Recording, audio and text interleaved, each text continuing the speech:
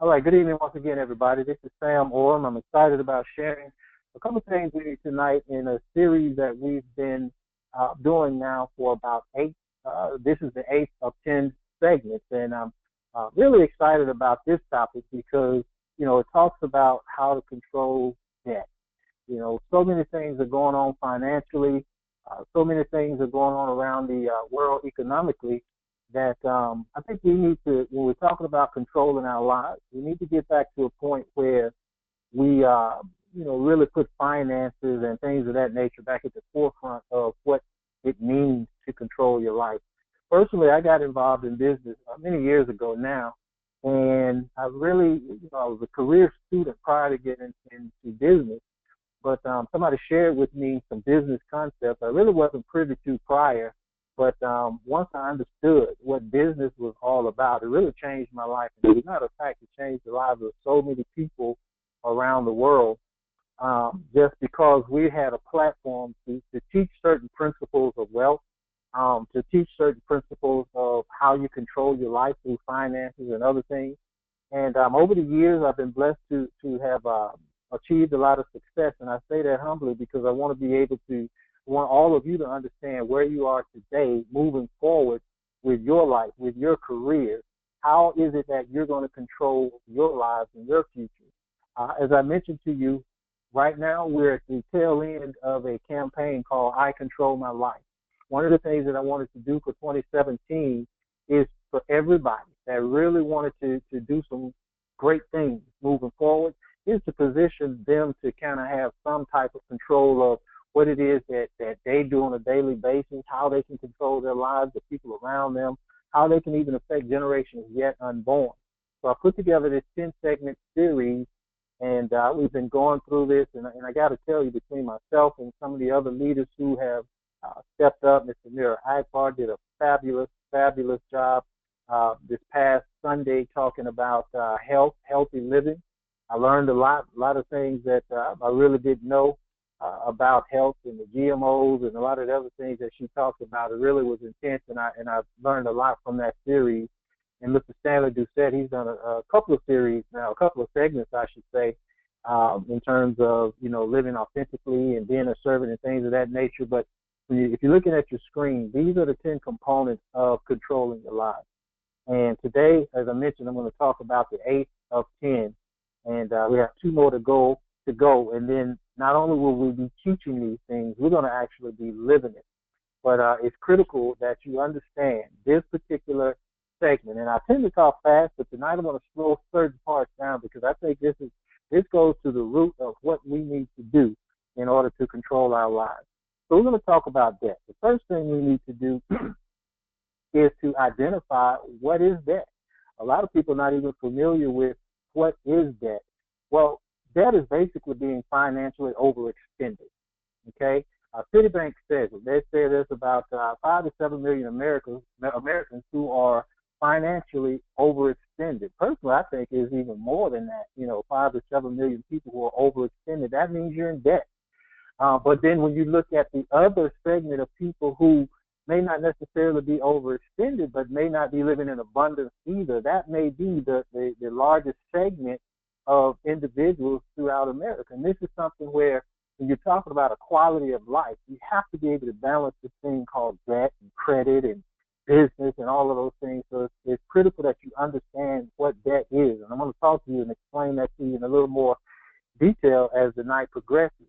But in addition to understanding what is debt, we also need to understand, what is credit. Credit is actually when goods, services, or money is received in exchange for a promise to pay at a different time or later time. Something is extended to you, whether it's a car, a house, or money, or line of credit, whatever it may be, and your commitment is to pay a definitive sum of money back to whoever the lending institution is over a period of time. Now, most people, even though we have an opportunity to get credit, we don't understand in a lot of instances what it is that we're doing, why we're getting this credit, what are some of the advantages and disadvantages of actually having credit. I wanted to kind of highlight a few things just so you'll understand the There's some power in credit, but it has to be done in a shrewd and calculating manner. Otherwise, you could do more harm than good. I'll give you a personal example, personal story. You know, when I got involved in business several years ago, I was making so much money, and you know, and I'm not saying this like to impress anybody, but I'm trying to make a point. I was making so much money at the time. As a matter of fact, my business partner and all of us, we were just making so much money, we couldn't spend it fast enough, right? And so, you know, we got to a point we were like, we didn't care about credit because everything we wanted, we could just go buy. You wanted to buy a car, you wanted one payment plan, just go buy a car. Or if you wanted to do this, you know, we just go out and do it because we had the financial means. But we were financially okay, but you know, actually in terms of the big picture of financial literacy, we lacked a lot because we didn't understand at the time where, you know, the wealthiest of the wealthy people, they didn't use their money. They use what's called OPM, other people's money. In fact, they use your money. They don't use their own money. But we didn't understand that. We just was happy and giddy about making a lot of money. So we just go out and buy all the toys and do all the things and pay cash and not even worry about credit. As we start to grow and understand um, the magnitude of, you know, being not just millionaire, but multimillionaire, billionaire, we understood that there's a power in credit if you do it the right way. Nobody's going to go and lay down $50 million cash on a you know, a skyrise or, you know, certain type of building. You don't do that. You leverage, right? So there are advantages and disadvantages to actually having and understanding credit. First of all, a few of the advantages. Being extended credit is convenient. It's convenient for a lot of people. It's useful for emergencies. It's often required to hold a reservation. Sometimes some car rental places they don't allow you to rent through with a debit card. You have to have a credit card, or sometimes if you do use a debit card, you know, there's some other challenges. So it's best to have a credit card on hand. That's an advantage when you want to rent a car or something like that. The ability to purchase expensive items sooner because you may not, you know, have all the cash right now, but you can, you know, drop it on your credit card. That's an advantage. It eliminates the need to carry large amounts of money around. Sometimes, especially if you're traveling a lot, you don't want to carry around so much cash, right? So you can actually take your credit card, and that is an advantage. But there's also some inherent disadvantages of having credit and credit cards. First of all, you're going to pay interest. Now you have to think about it, and I'm going to. One of the underlying themes of the entire presentation tonight is I want to be able to expose you to some things that you may not be aware of, because if you're aware of these things, it can help you in terms of retaining some of your money, and also that makes you control your life a lot more. One of the things is understanding interest and being having to pay interest and taxes and all of these type things. See, when you work a job and you get taxes taken out of your job in most cases, you're being taxed on that particular income. And then you take the money that's left over and you go buy groceries, and then you're taxed on that. And then you go, you buy clothes, and then you're taxed on that. And then you go, put gas in your car, and you're taxed on that multiple times. People ask why is, gas, $2.15 in one part of the city and $2.20 in another part of the city, simply because cities and states and municipalities, they all manipulate taxes and things of that nature based on, their particular laws in that area. So you're continuously taxed on certain things, and then you go out and get a credit card. And in addition to all of those things that you've already been taxed on, now you're going to pay interest on something that you've already earned and been taxed on. These are some of the things that would cause people who may lack resources to have even less, simply because you're not understanding that if you're not using credit properly, it's not an advantage, it's a disadvantage. Also, you're going to pay additional fees. We all understand that. You're going to pay more by the mere fact of having a credit card.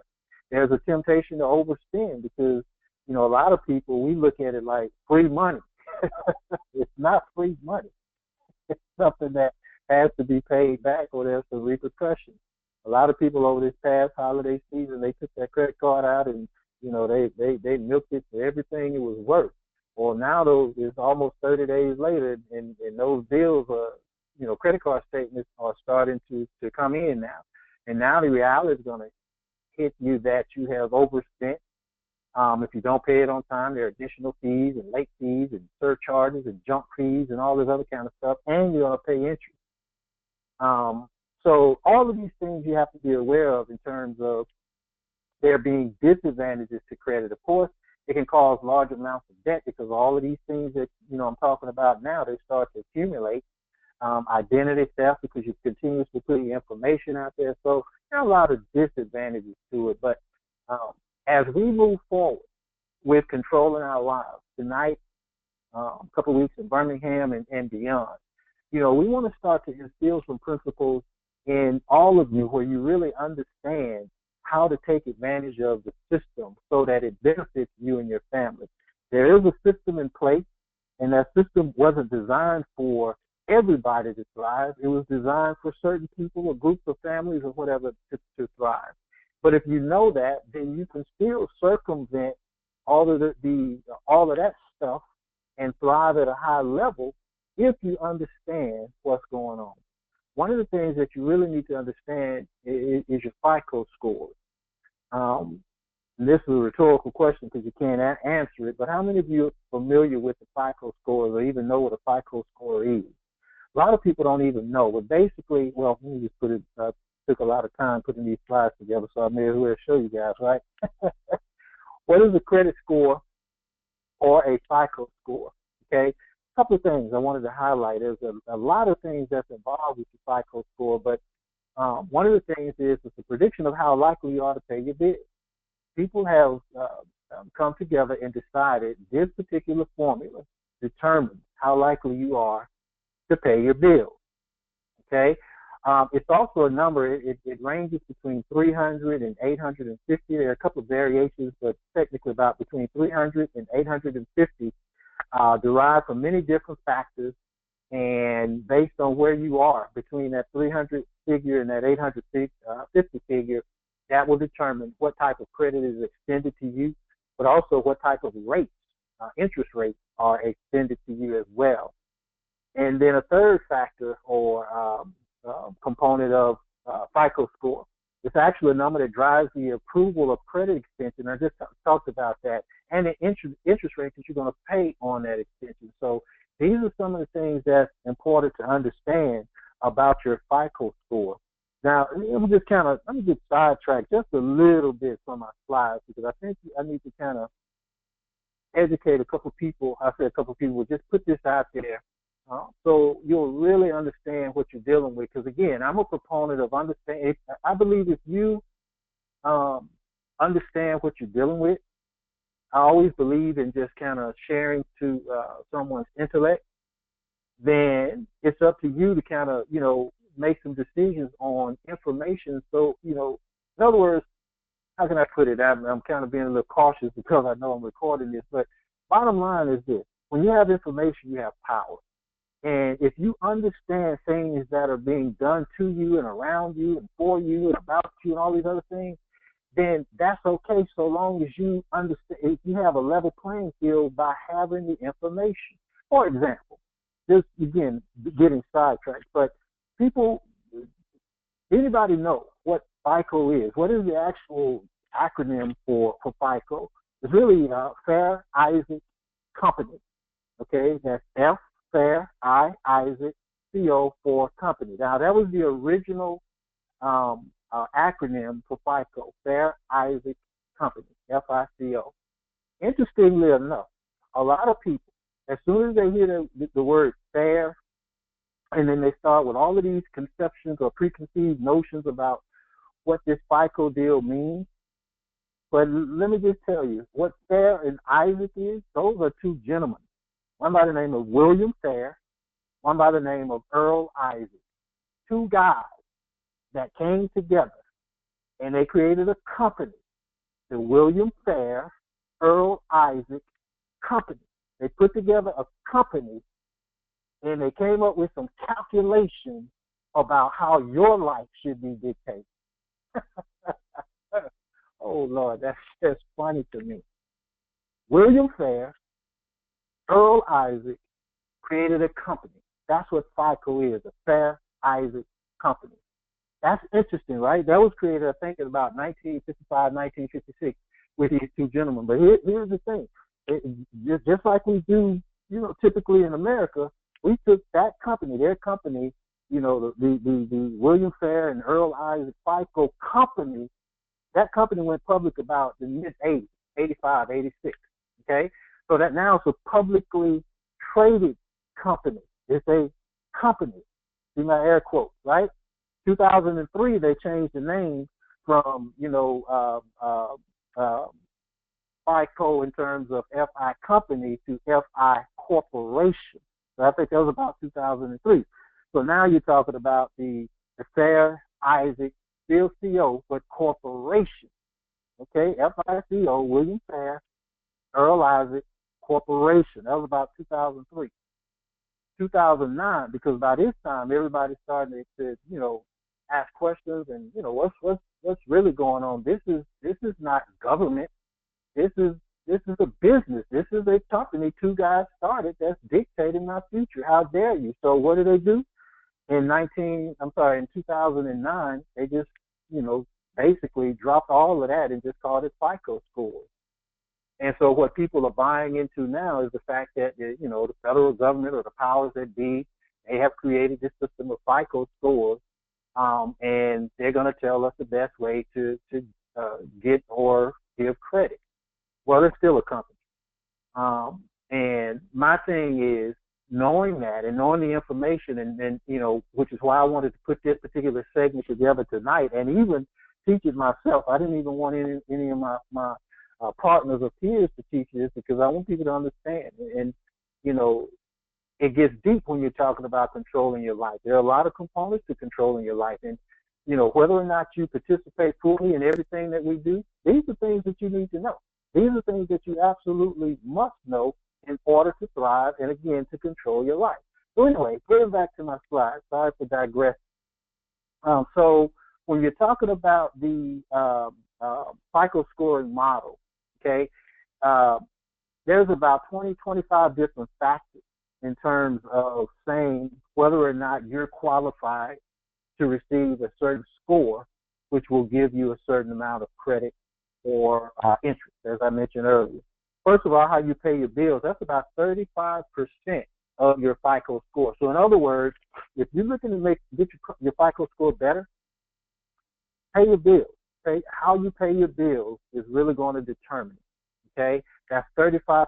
That's the largest percentage. That's the largest amount of negativity, if I could say that, as it relates to your FICO score.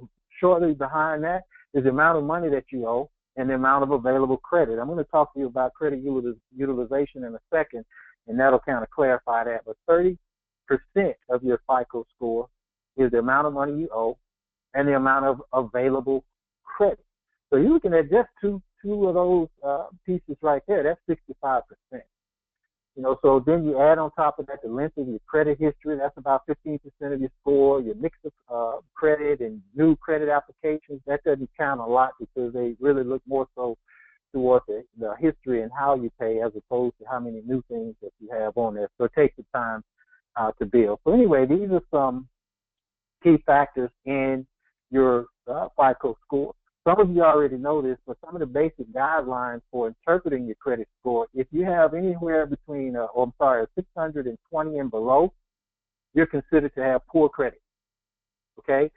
620 and below, you're considered to have poor credit. Now, a lot of people I know have credit scores less than 620.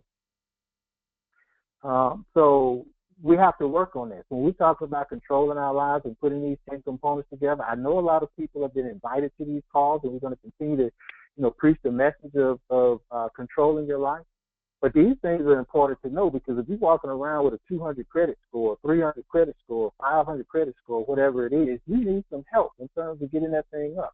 And remember the game. This is two people that say two people. William Fair and Earl Isaac, they said you're not a good credit risk, or you are a credit risk because there is a number.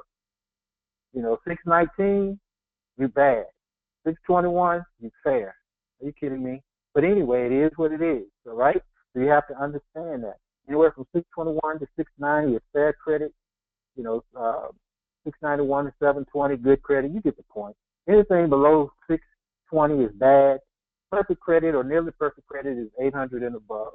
You want to get to as close to 800 as possible, okay?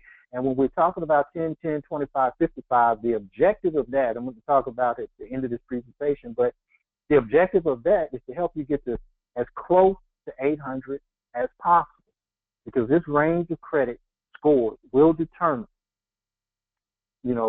how your future looks in terms of finance. Now, there are some things that you can do to improve your credit score. First of all, you can minimize the amount of inquiries, okay, about your credit score. Minimize inquiries about your credit score. Every time you inquire or a company inquires about your credit score, most of the time there's a negative hit there. So you have to be careful. In being careful, don't accept every offer. Sometimes you go to like a Macy's, or they used to have this company, J.C. Penney, that I don't even know if it's still open. I don't do any shopping, but they used to have this company called J.C. Penney. You could just walk in the door and fill out an application, and they'll give you a credit card. They didn't care what. But you have to be careful about those kind of things, because a lot of times, even if you're accepted or denied or whatever, all of these inquiries on your credit, it actually lowers that FICO score. Okay, so you have to be careful how many times you have people hit your credit. If you're shopping for something and you need credit, and by shopping I mean, let's say you're shopping for a car, and you're going from dealer to dealer to dealer looking for the best cost, if you will.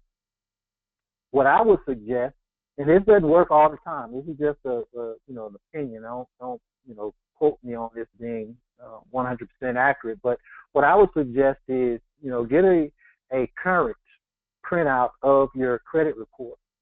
And when you're going from dealer to dealer to dealer, as opposed to having each one of these car dealers pulling your credit, you should take them that credit report in there. You can let them know, hey, look, I don't want any hits on my credit. You can look at this and make a determination. If you don't want to look at this, Joe Blow company across the street may, but I don't want to keep getting all these companies. I'm negotiating, and I don't want all these hits on my credit report. So you have to kind of be proactive in terms of how you protect your credit. Again, knowledge is power, okay? Multiple requests from credit agencies suggest that you may be hunting for money, and as a result, can actually negatively affect your credit score. So be aware of that. If you're going to open up a new credit line, if you just have to do that, and you want to take advantage of some type of credit promotion or whatever, kind of restrict it to big purchases so that you're getting the most out of that particular card or the most savings. In other words, you don't want to be hurting your credit report or your credit score by, getting a card at Quick Trip or Chevron or all these little places, or even, just getting a credit card just so you can buy a pair of pants. If you're going to utilize your credit, get something where you can get some bigger ticket type things. And if you're going to go through that process, at least it's worth it. And mind you, closing an account immediately after you make this purchase, that's not going to fix the problem. I'll tell you how that works in a second. But sometimes closing a credit card can do more harm than good, believe it or not. So I'll talk to you about that. A couple other things in terms of improving your credit score. I'm going to slow down on this segment because I want you to really understand this, all right? Give me a few minutes, guys. Start washing dishes, turn the TV off, just get your pen and paper. Just listen to this, because, again, these things, this is the game that's being played with your life that you need to understand. And if you can understand this game, then it's going to improve the quality of your life, hence give you more control. Now, one way to improve your credit score is to lower your credit utilization score. Now, what is a credit utilization score? Basically, that's how much credit you have available to you versus the amount of debt that you have. There is a score. Okay, let me just read my slide here, just to kind of bring in a little bit of detail. I kind of be going off the top of my head. I don't want to miss nothing. But basically, it's a percentage value, determined by taking the credit that you're using from the available credit, the credit that's available to you. In other words, let's say, for example, if you're looking at the second bullet point, you have $10,000 of credit that's available to you, whether that's a credit card, a line of credit, or whatever. You have $10,000 credit that's available to you, and you have used $5,000 of that $10,000, right? Then your credit utilization score is 50%. Okay, it's 50%. Think about it. You got $10,000 of available credit. You got $5,000 of debt. You take that $5,000 from the $10,000, that's half. You have a 50% in terms of a credit utilization score. Now remember, if you look at the top, what this is saying, you want to improve your credit score, you want to lower your credit utilization score. So 50% is right in the middle. Anything higher is bad, anything lower is good in this case, all right? So if you're looking at the third bullet point, if your score is 75% or more, then the credit rating agencies may consider you overextended and too much of a risk, which lowers your credit score. Think about that, right? So this is why it's important to pay down your debt so you'll bring down that credit utilization score. Now, check this out. One more step, next slide. All right. Now, while it makes sense to cancel a credit card after you've paid it off, and one of the reasons a lot of people, cancel their credit cards, or they cut them up, or they send them back, because they don't want to risk overusing it or using it again.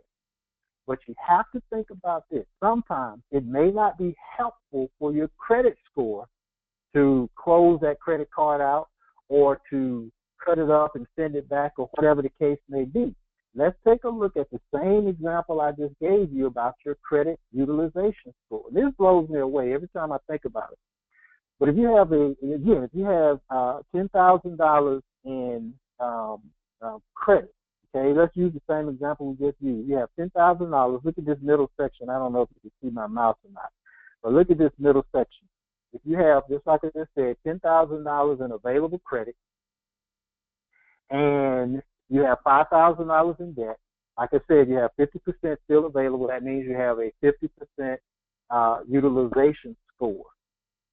However, if you have, let's just say the other $5,000 in credit, you decide to close those accounts out, cut them up, right? Now, you still got $5,000 in debt, but you decide to get rid of that other $5,000 in credit cards by closing them out, cutting them up.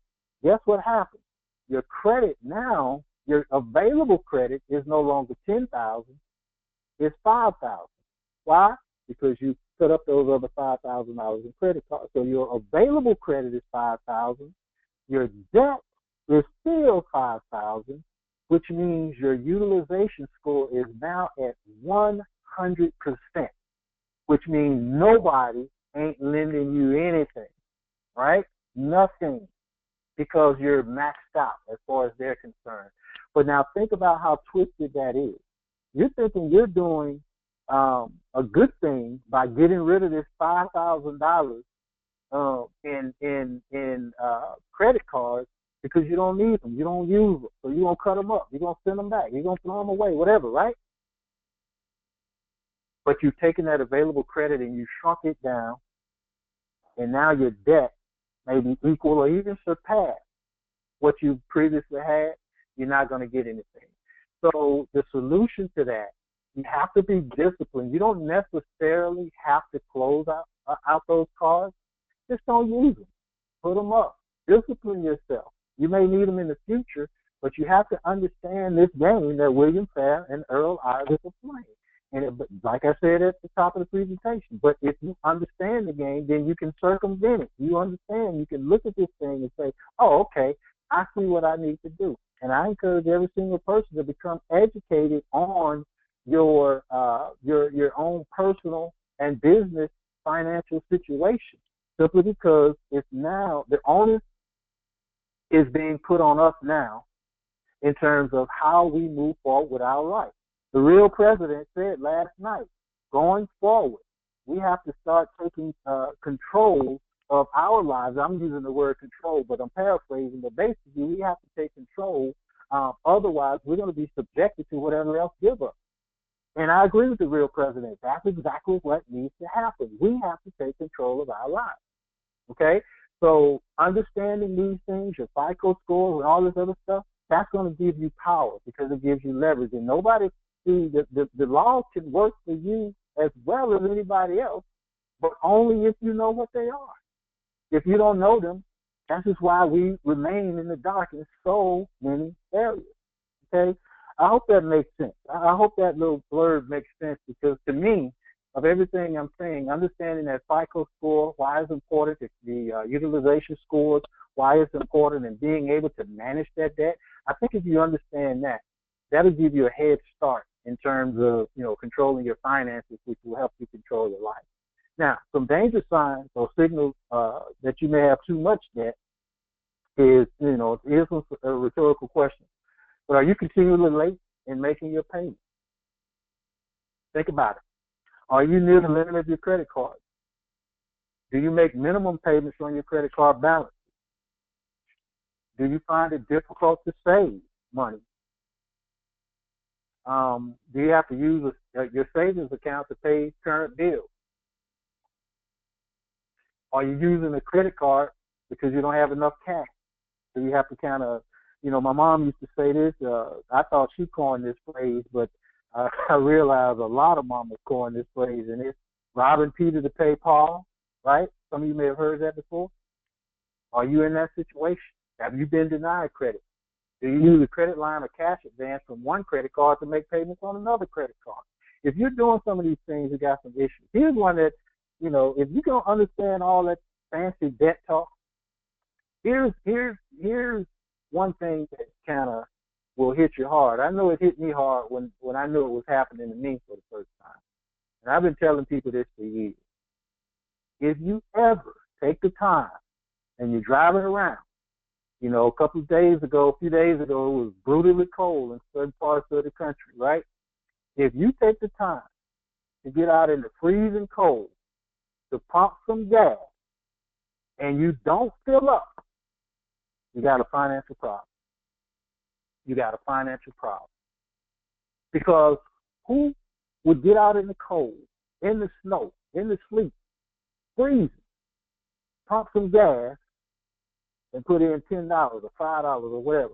You fill up, right? Why I want people, when it doesn't even have to be cold. When you get in gas, why would you stop and not fill up? There's only one reason: the lack of money. When I understood that was the first key to me that I had too much debt because I couldn't fill up. I mean, I remember times where, we call them the sticky pennies. We go to the gas station and we're looking in that ashtray and, getting them sticky pennies and trying to put together enough for a gallon of gas. We had to do what we had to do, right? But if you go to the gas station and you're not filling up, you have a financial issue. Now, none of this stuff I'm saying is to, be mean or belittle or anything, but what I'm trying to do is give people a realization as to what we need to do to control our lives. Because here's the thing: when I start talking about Birmingham and being at the event, when the people who invited people on this call, we're talking about this thing, you're going to get a whole lot of people with a whole lot of excuses. And then tomorrow morning, they're going to go put $2 in their gas tank. That's why I'm saying this, so you can understand what's really going on, and we don't have to fool ourselves. Success leaves clues, but so does failure. As a matter of fact, like I said, you go into that gas tank and you don't fill it up, that's a clue, right? So that's why I'm sharing this with you, not to be like all that or, because I haven't been there, done that. But I want people to understand what we have to do to kind of get beyond all of this. So how do you get out of financial trouble? If you answer yes to any of those things that I just said, any of those dangerous signals, then you got to consider your options before creditors take legal action against you, because that's going to be a whole nother ball game when creditors start to come and do whatever it is that they're going to do, right?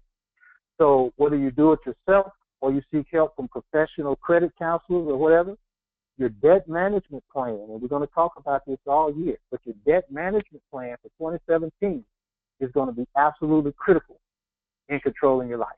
You got to have a debt management plan for this year. And, you know, the mere fact that we're going to talk about business, just to be able to hang around our team and hang around, you know, the good people at One Voice, the fact that you can just hang around and learn how to get out of debt is worth everything that you have to invest in terms of sweat equity, just to get out of debt, to have that piece of control. One of the things that you want to do to start, you know, getting out of this debt, you know, take a review or inventory of your income and your expenses. You know, carefully analyze your household income, how much money is coming in, and then also take a look at your expenses. That's going to be the first step to digging out of debt. And one thing that you want to do is to, you know, just start looking at little things that you can adjust, right? That may bring in just another $20 or $30 here, another $20 or $30 there. You know, just be creative. Be creative. My doctor told me this, and this is having a financial effect, but it was done for something else. My doctor told me basically, Sam, you're too fat. You need to lose some weight. Okay? So Sam, you need to lose some weight. You need to lower your cholesterol. You need to do all of this stuff. You need to lay off of this stuff. You're too fat. And he sent me to the nutritionist in the same facility. And the nutritionist say, hey, look, you know, you're not grossly obese, but you can lose some weight. Here's what I want you to do. This is a nutritionist told me. He's like, she is came from some other city, and she recently moved to Atlanta, moved to the state of Georgia. And she said, you know, one of the things that I noticed in Georgia, you guys eat a lot of food. You eat a lot of food. You upsize everything. You got these big, massive plates.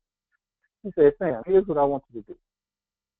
Whenever you go out to eat, or whenever you cook your own meal, whatever amount you have on that plate, just eat half. Trust me when I tell you this. Just eat half. As a matter of fact, when you go to the restaurant, this is what the nutritionist is telling me. When you go to the restaurant, as soon as you sit down and order your meal, tell the waitress to bring you a to-go plate. And as soon as the meal comes, put half of it in the to-go plate. Okay? And I promise you, this is what the nutritionist is saying, I promise you that once you eat that half a meal, you're still going to be full. And I'm like, you know, I'm saying to myself, okay, I'm coachable. But a brother like to eat. You know, I don't call us clumps or nothing. We are the clumps. We like to eat, right? So I'm like, but I'm coachable. I'm going to try it. So I would do that. I started eating, you know, half of what I would typically eat, trying to lower my weight and lower my cholesterol. I go to Five Guys Burgers and Fries. You know, they have those big old fat $9 burgers. I just have them cut it in half. I eat half and eat another half later.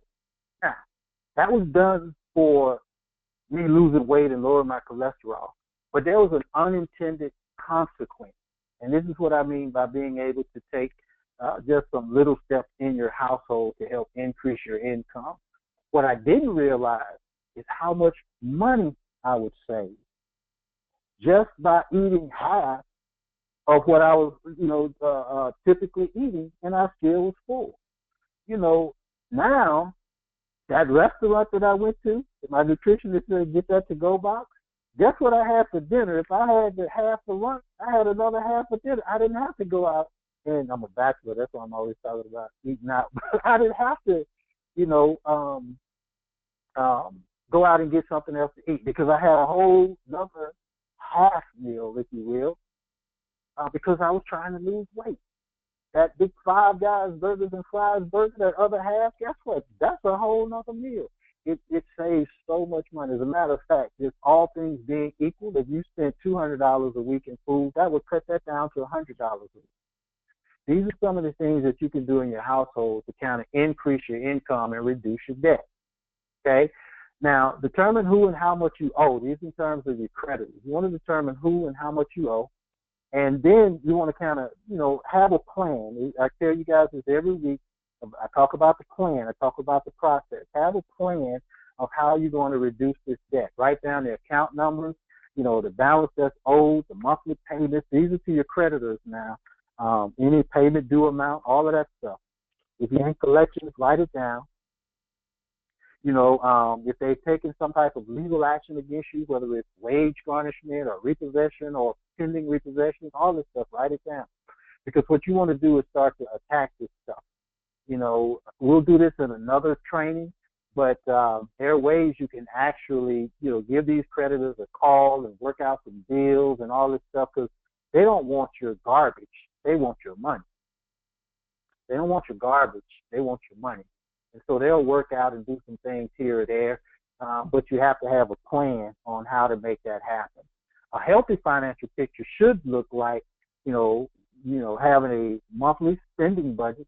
How much you're going to spend? How much you're going to spend each month in food? Okay, or I'm sorry, not food, but just in general, monthly budget. Emergency savings. Put you something aside for an emergency. Things pop up all the time, and you don't want financial crisis to turn into financial ruin. So put your couple of dollars aside for emergency savings. A flexible spending account. That, flexible spending can mean different things to different people, whether or not you're in a relationship or you're married or you're single, but just have a flexible spending account. I have always been, and people beat me up about this, all of this stuff is just my opinion.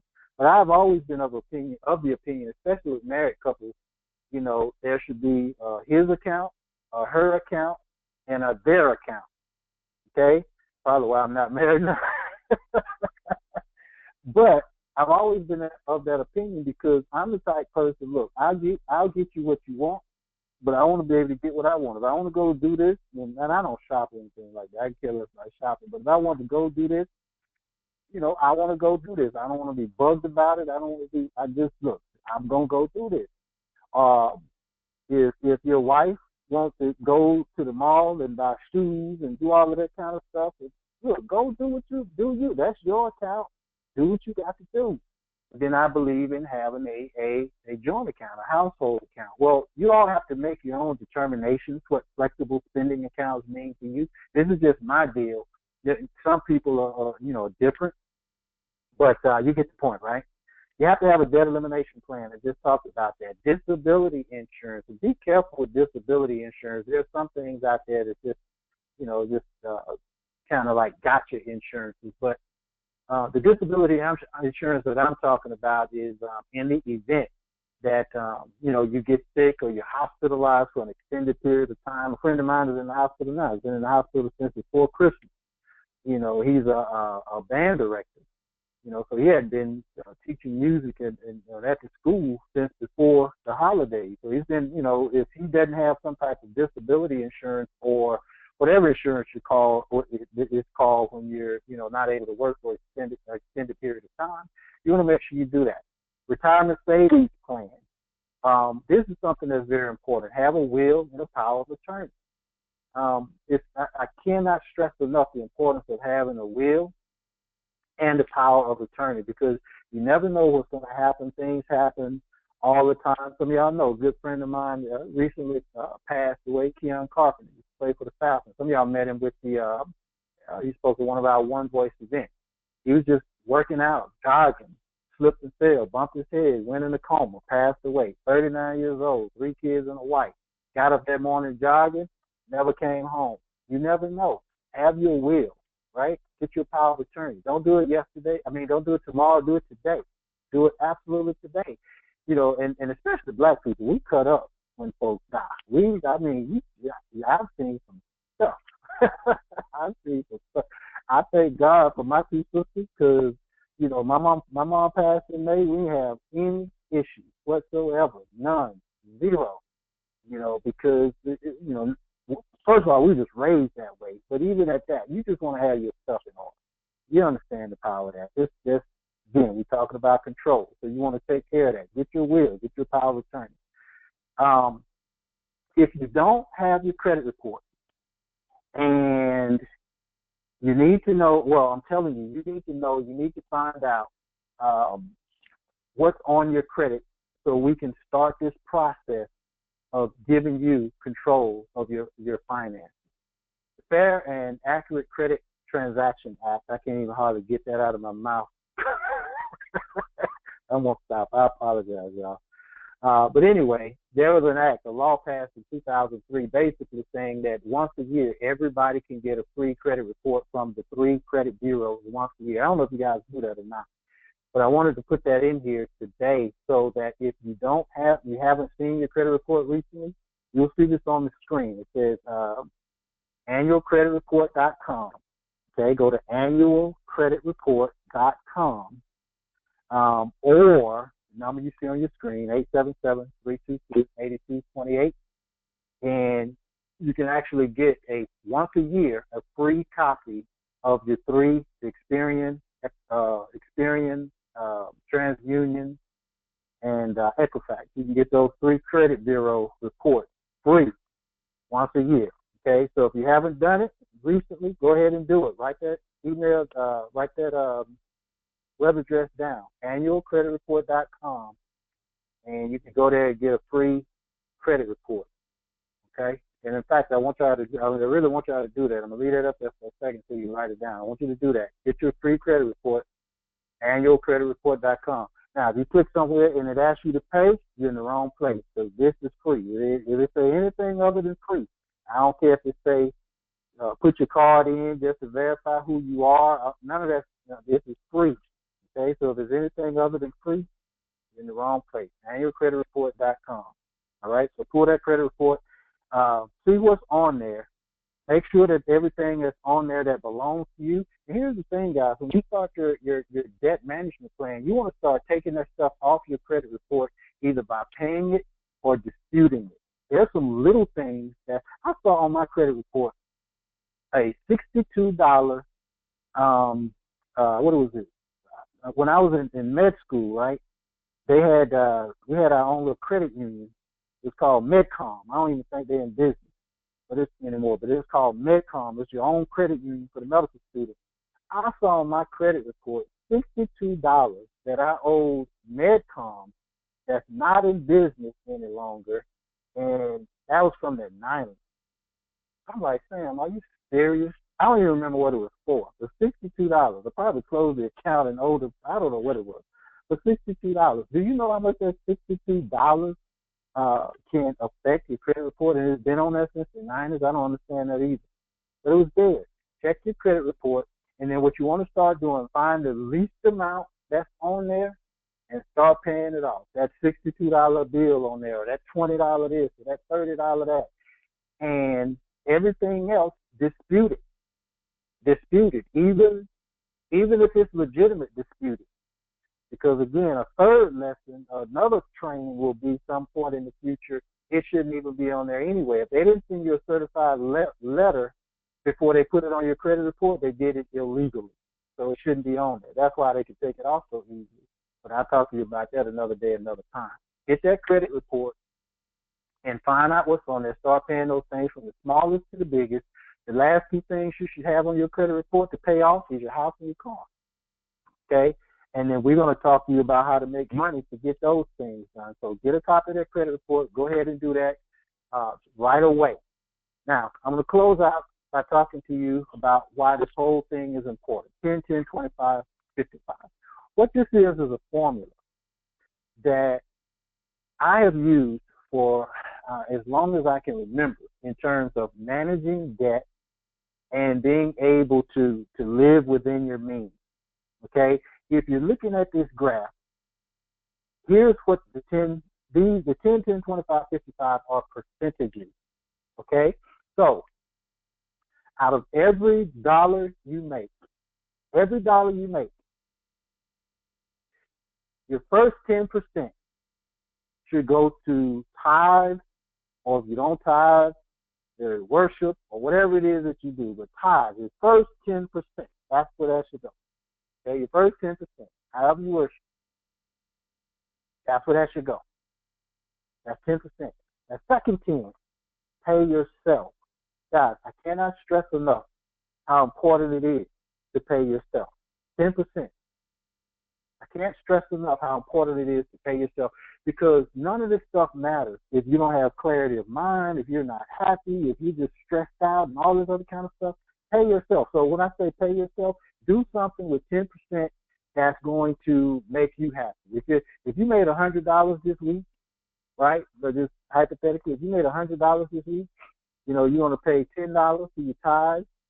Take that other $10. I was going to say go to a movie, but I don't even think you go to a movie for $10 anymore. But do something what you can do for yourself with $10. Whatever it is. Okay. You can throw it out of the window. If that makes you happy, do whatever it is you want to do. But that 10%, that second 10%, pay yourself. The third percentage is 25%. That should go toward a business or personal development. A business or personal development. Okay? If you don't have a business, that's one of the things that we're talking to you about with the 10 components of controlling your life. You got to own a business in this day and time.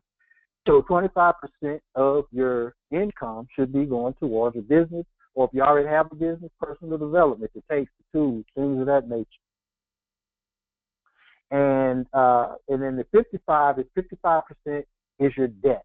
So all of your bills, light bill, gas bill, water bill, car note, house note, every bill you have, when you total up the amount of money coming in, those bills should be 55% of your income or less. If it's more than 55%, you're either living above your means or you need to make more money. One of those two, guaranteed. Period. No, there is no gray area. If the amount of money that comes into your household and your debt is more than 55% of the amount of money that comes into your household, hear me. Let me say it one more time.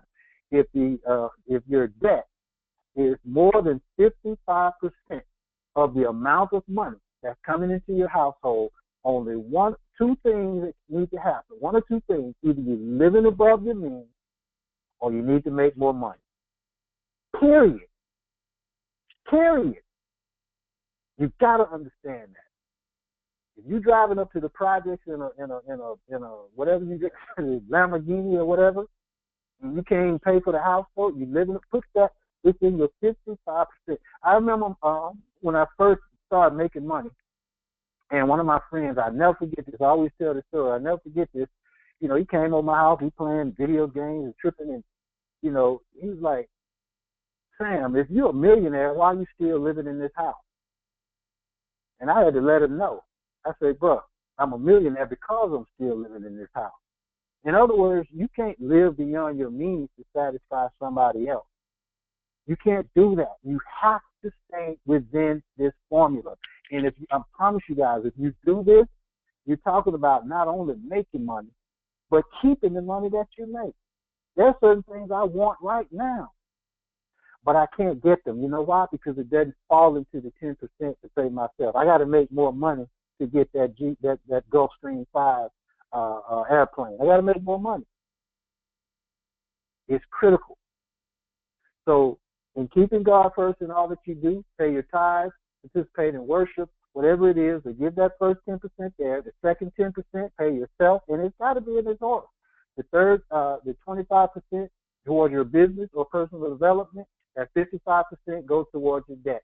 My mentor told me this, but beyond no uncertain circumstances, that the bills should be the last thing to get paid. So it sounds crazy. People say, like, what about keeping a roof over your head and lights and all this? You got wisdom. That I call it wisdom and discernment and awareness. Talk this stuff. So don't be crazy. You understand what I'm talking about? But that you're trying to bust your butt, stressing out, having heart attacks, kidney failures, high blood pressure, and all this stuff, and dying to pay MasterCard this $15 that they're telling you about in a multi-billion.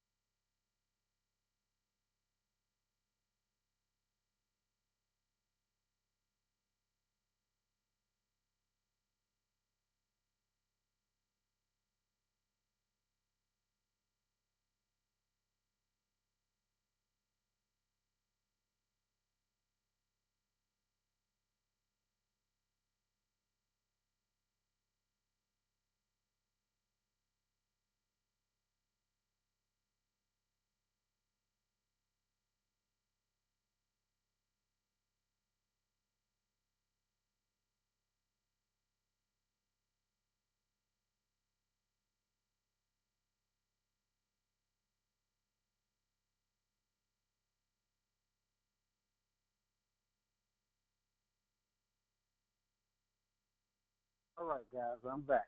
I'm back. I'm back. All right, I'm back. Doggone Donald Trump is a liar. I'm gonna finish this. All right, let's see if I can close this out. 1 second.